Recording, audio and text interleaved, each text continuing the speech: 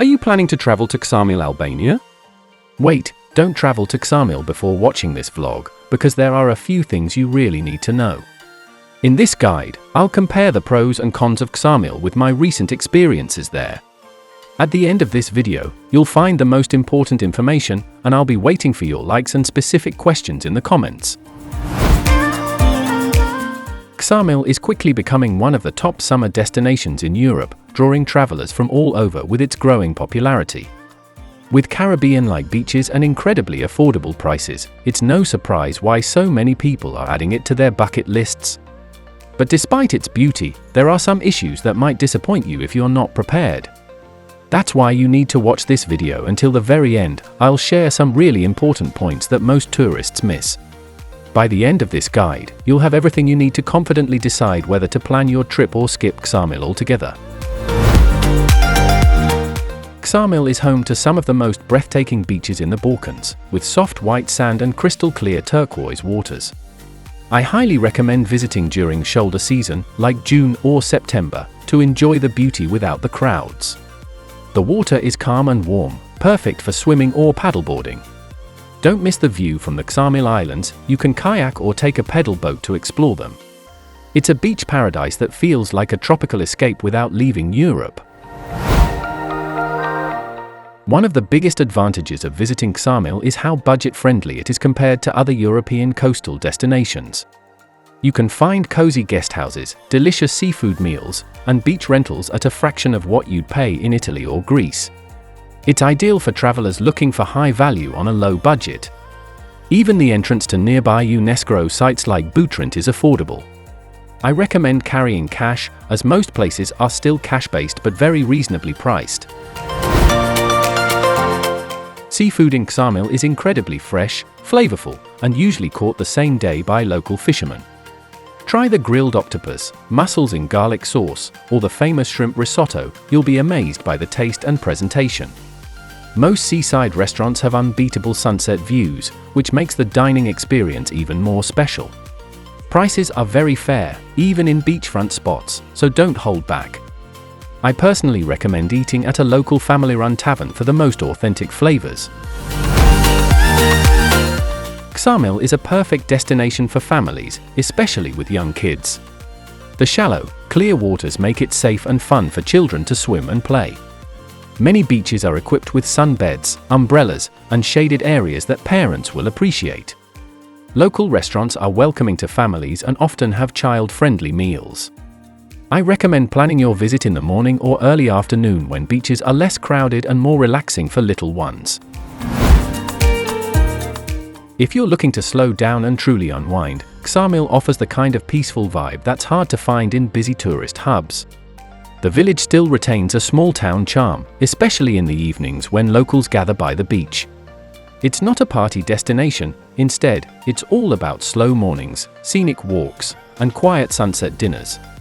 I suggest staying in a guest house or villa just outside the center to enjoy even more tranquility. Ksamil is where you go to recharge and reconnect with nature.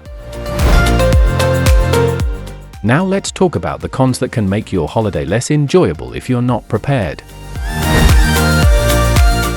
Ksamil can get extremely crowded during July and August, especially on the small beaches that fill up early in the morning.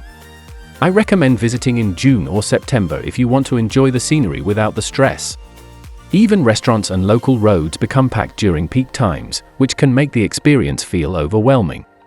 If you do travel in summer, try to go to the beach before 9 a.m. and avoid weekends.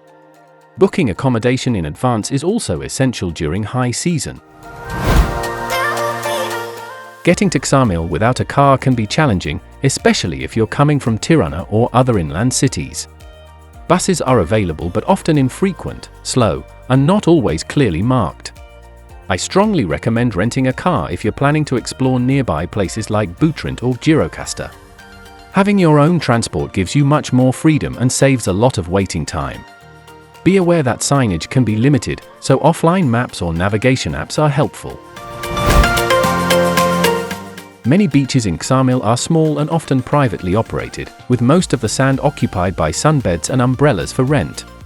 Free public space is limited, and you may have to pay even if you bring your own towel. I suggest exploring less busy beaches slightly outside the main center or heading to nearby islands for more space. It's also a good idea to ask locals where the more hidden coves are. They'll usually guide you to better spots. If you're not a fan of packed beaches, this can be a drawback in the high season. While there are plenty of guest houses and Airbnbs, Ksamil still lacks hotels or resorts with amenities.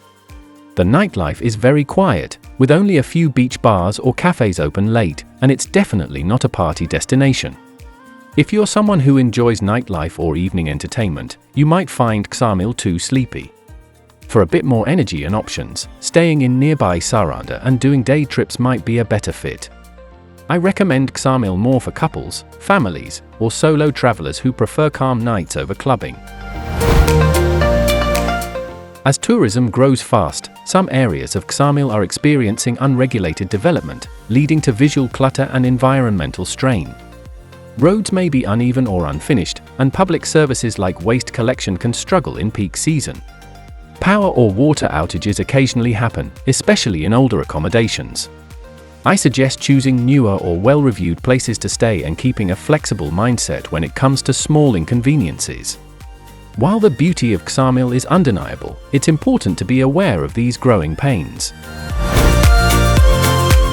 After experiencing both the pros and cons of Ksamil firsthand, I can honestly say, yes, it's worth visiting, especially if you know what to expect.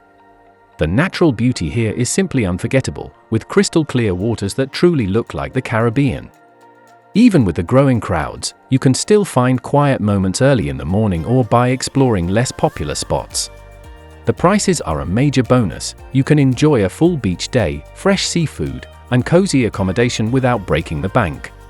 It felt refreshing to experience a European coastal town that hasn't yet been fully commercialized. Sure, there are infrastructure issues and it can get crowded in peak season, but with smart planning, those downsides are manageable.